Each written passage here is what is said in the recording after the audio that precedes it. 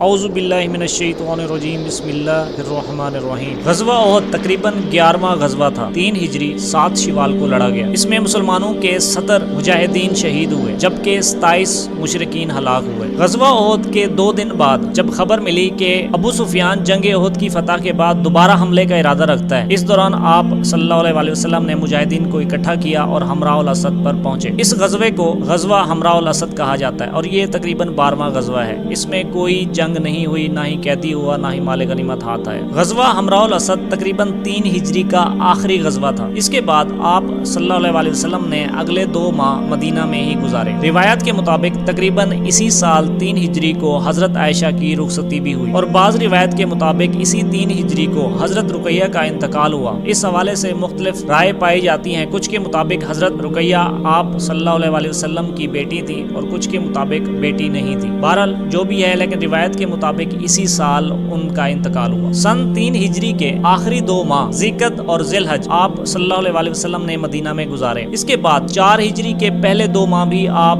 صلی اللہ علیہ وسلم مدینہ میں ہی مقیم رہے۔ محرم اور سفر کے بعد ربیع الاول کے تقریباً آغاز میں یا سفر کے تقریباً آخر میں ایک واقعہ ہوا۔ یہودیوں کا ایک بااثر قبیلہ بنو نذیر تقریباً 132 عیسوی کے دوران یروشلم سے مدینہ کے قریب ایک مقام پر مقیم ہو گیا۔ یہ مقام مدینہ سے تقریباً 3 کلومیٹر کے فاصلے پر موجود تھا۔ کسی بھی معاملے کی وجہ سے آپ صلی اللہ علیہ وسلم چند ہمراہ اصحابیوں کے وہاں پر پہنچے۔ روایت کے مطابق یہودیوں نے آپ کو دعوت دی تھی یا پھر آپ صلی اللہ علیہ وسلم کسی بھی مسئلے کے حل کے لیے یہودیوں کے پاس گئے تھے۔ اس دوران دیوار کے سائے میں آپ صلی اللہ علیہ وسلم اور یہودیوں کے کچھ افراد گفتگو میں مصروف تھے۔ اسی دوران آپ صلی اللہ علیہ وسلم کو معلوم ہوا کہ یہودی کوئی سازش کر رہے ہیں۔ وہ اس دیوار کے اوپر سے بھاری پتھر پھینک کر آپ صلی اللہ علیہ وسلم کو ہلاک کرنا چاہتے ہیں۔ جیسے ہی آپ صلی اللہ علیہ وسلم کو ان کی سازش معلوم ہوئی، آپ صلی اللہ علیہ وسلم وہاں سے اٹھ کر واپس مدینہ آ گئے۔ وہ اصحاب جو آپ صلی اللہ علیہ وسلم کے ساتھ تھے، وہ بھی جب مدینے آئے تو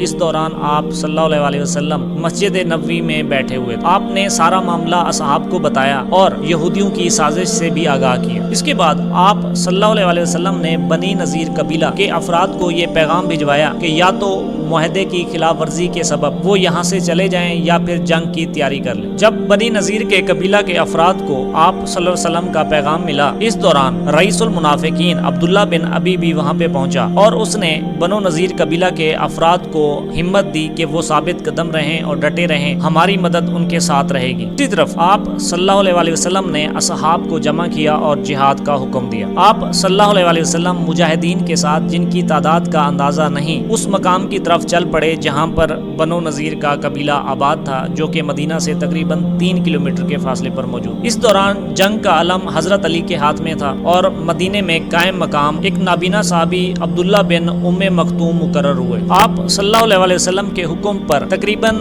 بنو نذیر کا 15 دن تک محاصرہ رہا۔ اس محاصرے کے دوران منافقین نے بنو نذیر کی مدد نہیں کی یا وہ نہیں کر پائے۔ آخر کار بنو نذیر کے افراد نے جلا وطنی کا حکم قبول کر لیا اور وہ وہاں سے روانہ ہو گئے اور مقام خیبر میں جا کر آباد ہو گئے۔ اس غزوہ کو غزوہ بنو نذیر کا نام دیا گیا اور یہ تقریباً 13واں غزوہ تھا۔ اس دوران کوئی شہید نہیں ہوا، کوئی قیدی بھی نہیں ہوا، لیکن اس دوران بہت سارا مال غنیمت کے طور پہ ہاتھ آیا۔ مہم کے دوران تقریباً 50 زرہ اور 350 تلواریں ہاتھ آئیں۔ اس کے علاوہ زمینیں اور بہت سارے گھر بھی مال غنیمت کے طور پہ ہاتھ آئے۔ غزوہ بنو نذیر کی مہم کے بعد 15ویں دن یا 16ویں دن آپ صلی اللہ علیہ وسلم ہمراہ مجاہدین کے واپس مدینہ آ گئے۔